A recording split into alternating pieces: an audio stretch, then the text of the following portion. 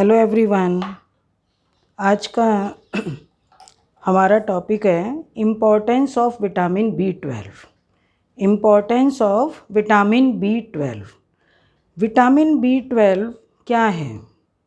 जितने भी विटामिन्स होते हैं बॉडी के अंदर वो टू टाइप के हैं, एक तो वाटर सॉल्युबल और एक fat soluble. Vitamin B complex and C वो वाटर सॉल्युबल विटामिन है, तो बी कॉम्प्लेक्स में B1, B2, B3, B5, B6, B7, B12। तो आज हम बात कर रहे हैं विटामिन B12 की। B12 विटामिन की क्या इतनी इम्पोर्टेंस है, कैसे हम इसको लेते हैं? तो सबसे पहले ये है कि विटामिन B12 सारे जितने विटामिन बी कॉम्प्लेक्स के विटामिन हैं, केवल एक B12 विटामिन ऐसा है जो हमें एनिमल ओरिजिन से ही मिलता है। मतलब एनिमल ओरिजिन की चीज़ें होनी चाहिए, उससे प्रॉपर विटामिन B12 मिलेगा। अगर मैं ये कहूँ फल सब्जी हम खा रहे हैं तो उससे क्या हमें विटामिन B12 मिलेगा? आंसर होगा नो। इसमें मतलब बिल्कुल ऐसा नहीं कहेंगे कि बिल्कुल नहीं मिलेगा, पर बिल्कुल माइक्रोग्राम जिसको बोलते हैं, बहुत कम अमाउंट में। तो जो लोग मीट और एग खाते हैं उनको ईजिली विटामिन B12 मिल जाता है, पर जो लोग नहीं खाते तो उनका सोर्स क्या है? ये मैंने यहाँ पर सारे सोर्स रखे हुए हैं। ये मिल्क है, और मिल्क में भी अगर मैं ये कहूँ कि full fat milk no, low fat milk, low fat curd, paneer हो गया, ये नट्स हो गए, ये सारी चीज़ें, तो इनमें हमें ये हमारे विटामिन B12 के रिचेस्ट सोर्स हैं। बाकी इसके अलावा मार्केट में फोर्टिफाइड सीरियल्स करके आते हैं। फोर्टिफाइड सीरियल्स में मतलब कुछ भी हो सकते हैं, उसमें ओट्स भी हो सकते हैं, या सीड्स हैं, नट्स हैं, प्लस ड्राइड फ्रूट्स वगैरह होते हैं। पर कुछ में ऐसा भी होता है कि सॉल्ट भी है, शुगर भी है, प्लस उसके अंदर थोड़ा जो भी ऑयल वगैरह होता है वो भी होता है। तो अगर सॉल्ट और शुगर है तो यहाँ पर थोड़ा सा ये अनहेल्दी हो जाता है।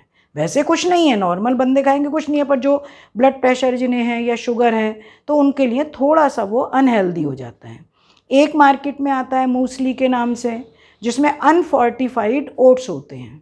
अनफोर्टिफाइड ओट्स, फोर्टिफाइड का मतलब ये क्या होता है कि किसी भी चीज़ को, मान ले ये मिल्क है, मुझे इसको फोर्टिफाइड मिलाना है, मैंने इसमें और चीज़ें डाल दी, मैंने इसके अंदर बादाम डाल दिया, थोड़ा और न्यूट्रिएंट मतलब और चीज़ें डाल दी जो मिल्क में डल सकती हैं, या मैंने ओट्स से मिल्क में ओट्स मिला दिए, तो वो फोर्टिफाइड हो गया।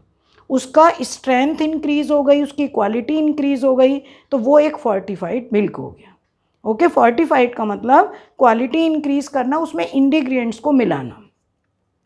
अब मैंने बाकी सब भी और चीज़ें रखी हुई हैं। अब जैसे मान लिया हम वेजिटेबल्स की बात करें, फ्रूट्स की बात करें, तो थोड़ा बहुत मिलता है, बनाना भी मिलेगा, ये मतलब ऑरेंज में मिलता है, यहाँ पर माल्टा रखा हुआ है मैंने, ये ऑरेंज में भी मिलता है। या थोड़ा सा अगर हम कहते हैं वेजिटेबल्स में एक एस्पेरेगस होता है, उसके अंदर भी मिलता है, सतावर बोलते हैं उसे, उसमें भी काफ़ी अमाउंट मतलब ठीक अमाउंट में होता है। अब इसमें बाकी जो मैंने फ्रूट्स रखे हुए हैं ये सारे मिनरल न्यूट्रिएंट्स, फाइबर के लिए बहुत अच्छे हैं। एप्पल है, विटामिन ए का सोर्स है, कैरेट है, विटामिन ए का सोर्स है, इसमें के विटामिन के तो अच्छा है ही, बाकी अदर और चीज़ें भी इसके अंदर होती हैं और टेस्टी है ही। आम तो फलों का राजा ही है। जामुन है, जामुन के अंदर इतना ज़्यादा एंटीऑक्सीडेंट है, क्योंकि जो भी बहुत ज़्यादा कलरफुल चीज़ होगी तो वो एंटीऑक्सीडेंट तो होने ही होने हैं, तो इनको तो खाना मस्ट है। शुगर के पेशेंट के लिए अमृत है। लीची, लीची एक बहुत अच्छा फ्रूट है, रसीला फ्रूट है, तो लीची में मतलब न्यूट्रिएंट्स बहुत अच्छे हैं, मिनरल्स हैं, बट इसके अंदर शुगर होने की वजह से शुगर के पेशेंट इसको कम लेते हैं। तो बाकी मैंने चीज़ें, अब जैसे मान लिया अनार के दाने हैं, अनार के दाने में आयरन का इतना अच्छा सोर्स है, ये मैंने रखा हुआ है, ये रिचेस्ट सोर्स ऑफ, इसमें मतलब आयरन वगैरह मिनरल्स ये सब चीज़ें तो हैं ही। क्योंकि अगर मान लिया हम ये कह रहे हैं किसी में आयरन की कमी है, किसी के अंदर दूसरे मिनरल्स की कमी है, तो डार्क ग्रीन वेजिटेबल्स खाओ। पीनट भी बहुत अच्छे हैं, हाई क्वालिटी प्रोटीन है, इसके अंदर हाई क्वालिटी प्रोटीन है, प्लस मिनरल्स हैं, प्लस एंटीऑक्सीडेंट है। बीन्स तो वैसे भी बादाम की क्वालिटी के बराबर ही होता है कि जो न्यूट्रिएंट्स बादाम में है उससे ज़्यादा ही होंगे, प्रोटीन कम नहीं होते। ओके, तो अब इसके बाद हमें ये है कि हम सब चीज़ ये ले रहे हैं, सब चीज़ें हम ले रहे हैं, फिर भी अंदर अगर हमारे अंदर विटामिन B12 की कमी होती है तो वो किस वजह से होती है, या विटामिन B12 का क्या फंक्शन है? विटामिन B12 का फंक्शन होता है हमारे ब्लड का फॉर्मेशन करना। और जब ब्लड का फॉर्मेशन होगा, आरबीसीज का फॉर्मेशन होगा, हीमोग्लोबिन का फॉर्मेशन होगा, तो सभी को मालूम है कि अपने आप बॉडी ऑर्गन्स अपने आप नॉर्मल फंक्शन करेंगे। पर अगर मान लिया हम ये सब चीज़ लेते हुए भी अगर हमारे अंदर डेफिशिएंसी है तो उसका क्या रीज़न है? इसके लिए सबसे पहले मैं एक चीज़ बताना चाहूँगी आप लोगों को कि जो हमारा ये स्टमक होता है,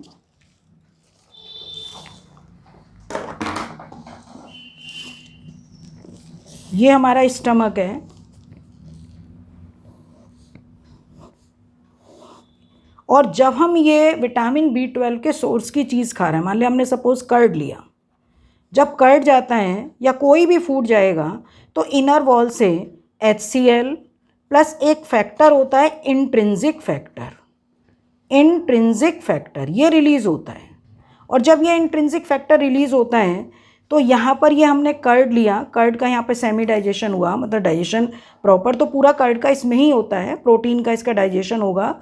तो डाइजेशन होने के बाद जब ये फूड इंटेस्टाइन में गया, यहाँ पर ये पैंक्रियाज है, यहाँ हमारा लिवर होगा, ये गॉल ब्लैडर से cystic common bile duct open होती है, ड्यूडिनम में ओपन होगी।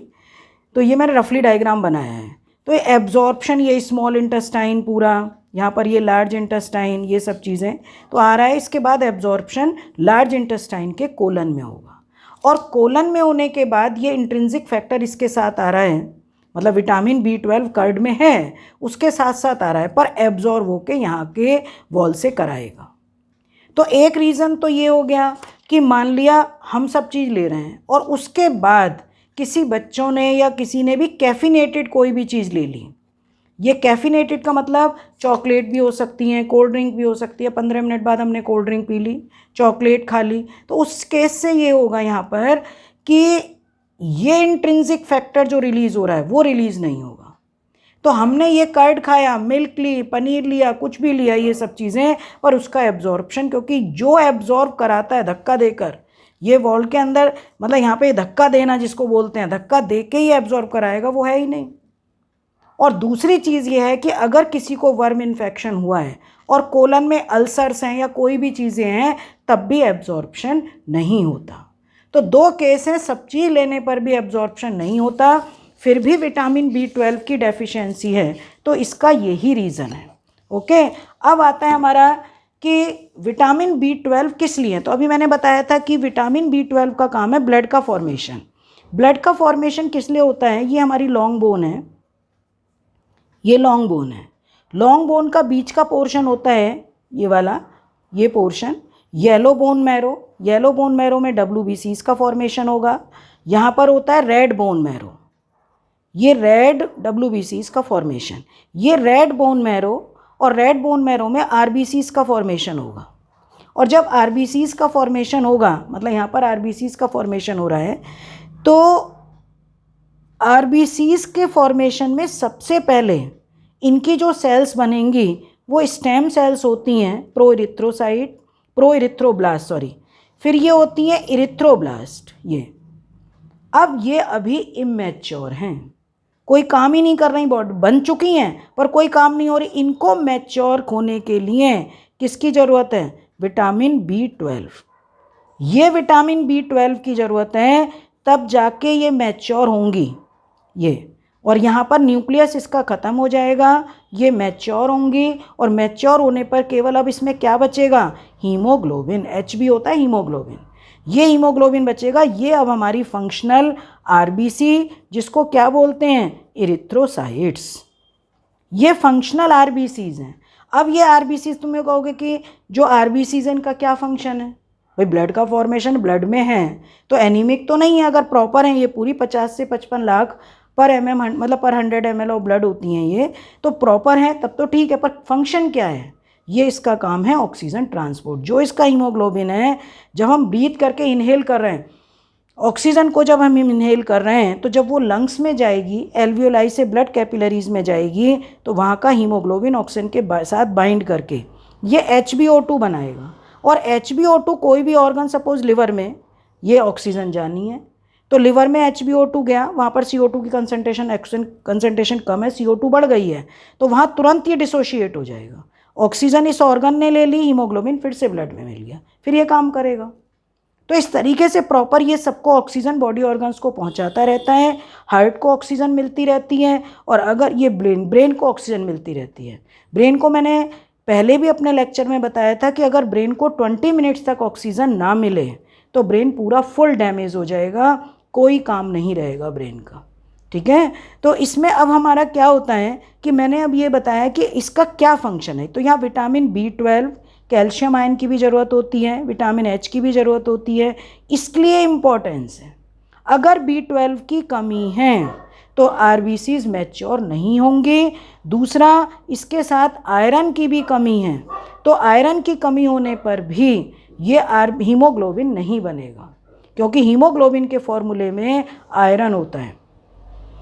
ठीक है, आयरन के उसमें मॉलिक्यूल होते हैं, आयरन होता है, आयरन की कमी है, हीमोग्लोबिन नहीं मिलेगा। तो ये सारा सोर्स जो मैंने और भी 2-1 रखे हुए हैं, ये भी जैसे ये है, ये इसमें विटामिन H प्लस आयरन, जितना भी ये डार्क मतलब वाली ग्रीन वाले होंगे उसमें आयरन होगा ही होगा। तो इनमें आयरन होता है, पालक है, अनार में आयरन होता है, इन सब में आयरन होता है। तो मैंने अभी बताया विटामिन B12 आयरन एक दूसरे से लिंक्ड है। RBCs और ब्लड के फॉर्मेशन में इनकी बहुत ज़्यादा इम्पोर्टेंस है। ओके, तो अब ये होता है कि इसका फंक्शन मैंने बता ही दिया कि अगर मान लिया फिर भी कमी हो जाती है, तो कमी में क्या होता है, बच्चों को धीरे जैसे चक्कर आने लगते हैं, बच्चों को कमज़ोरी महसूस होती है, इस टाइप के सिम्टम्स होंगे। कई बार ऐसा होता है बच्चे चक्कर खा के गिर भी जाते हैं, तो ब्लड की कमी होती है। तो ब्लड कितना, मतलब हीमोग्लोबिन कितना होता है, हीमोग्लोबिन 12 से 14 ग्राम पर 100 ml ऑफ ब्लड लेकर चलते हैं। पर अगर हम ये कह रहे हैं कि किसी बच्चे का 10 to 11 है, तो वो एक तरीके से माइल्ड एनीमिक हो गया, क्योंकि सबका रिजल्ट RBC कम है तब एनीमिया। अगर मैं तुमसे ये कहूँ हीमोग्लोबिन कम है तब एनीमिया, विटामिन H की कमी है तब एनीमिया। एनीमिया के बहुत सारे टाइप्स हैं, बहुत सारे कॉजेज़ हैं। तो माइल्ड एनीमिया होगा, ठीक, डॉक्टर इसको ठीक बताते हैं, पर फिर भी कहते हैं कि अपने खान पान का ध्यान रखो। एक होता है मॉडरेट एनीमिया में क्या होगा कि ये परसेंटेज बढ़कर अगर मान लिया हम ये कहते हैं कि 8 to 10 तक है, तो वो मॉडरेट अमाउंट में, इसमें भी खान पान का ध्यान रखा जाता है, डॉक्टर मेडिसिन नहीं देते हैं। पर तीसरा अगर सीवियर है कि मान लिया 6 तक पहुंच गया, 5 है, मतलब 5 to 6 है हीमोग्लोबिन, तो ये बहुत ज़्यादा कम हो जाता है, इससे भी कम पहुंच जाता है बच्चों का। तो अगर इतना रह जाता है तब ये मेडिसिन या तो टैबलेट या इंजेक्शन। तो इंजेक्शन देने पर, अगर इंजेक्शन दिया जाता है तो इंजेक्शन देने पर 48 से 72 घंटे में वो अपना काम कर देता है, RBCs का नंबर बढ़ने लगता है, हीमोग्लोबिन का नंबर बढ़ने लगता है।